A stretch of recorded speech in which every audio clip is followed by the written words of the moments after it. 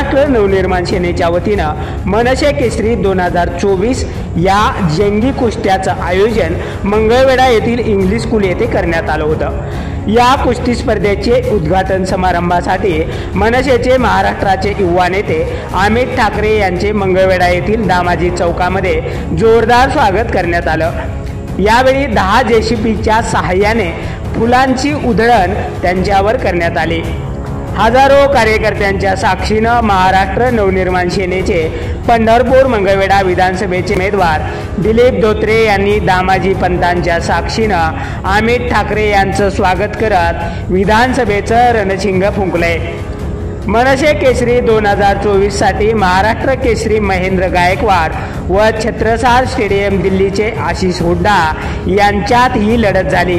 10 मिनिटं चाललेल्या या कुस्तीमध्ये पैलवान गायकवाड यांनी सुरुवातीपासूनच वर्चस्व प्रस्थापित केलं होतं। शेवटी घुटना डावावर महेंद्र गायकवाड यांनी आशिष हुड्डा यांच्यावर वर्चस्व प्रस्थापित करत कुस्ती जिंकली। या कुस्तीचे पंच म्हणून 1988 चे महाराष्ट्र केसरी रावसाहेब मगर व पंढरपूरचे माजी नगराध्यक्ष वामन बंदपट्टे यांनी काम पाहिलं।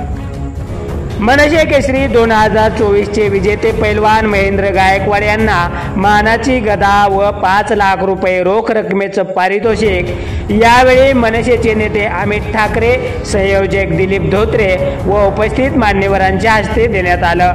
मनसे नेते अमित ठाकरे यांचा सत्कार विठ्ठल रुक्मिणी मातेची मूर्ती देऊन करण्यात आला। या कुस्तीच्या फडाद्वारे मनसेचे पंढरपूर मंगळवेढा विधानसभा मतदारसंघाचे उमेदवार दिलीप बापू धोत्रे यांनी आपला राजकीय फड भक्कम करत निवडणूक आखाड्यात उतरण्यासाठी जोरदार शेड्डू ठोकल्याचं दिसून येत आहे।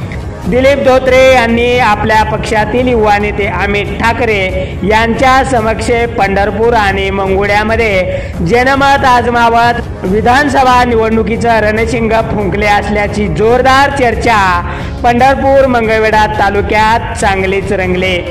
गेल्या अनेक वर्षापासून सोलापूर जिल्ह्याच्या राजकारणात आपली पकड मजबूत करणारे दिलीप बापू धोत्रे यांनी मनसेचं जाळं पंढरपूर आणि मंगळवेढा तालुक्यात चांगलंच विणले। यावेळी त्यांनी आर नाही तर पार या पद्धतीनं रणनीती आखत या विधानसभा निवडणुकीला कोणत्याही परिस्थितीमध्ये बाजी मारायची असा चंग बांधला असून येत्या विधानसभा निवडणुकीमध्ये मनसेचे दिलीप बापू धोत्रे बाजी मारणार का हे उत्सुकतेचं ठरणार आहे।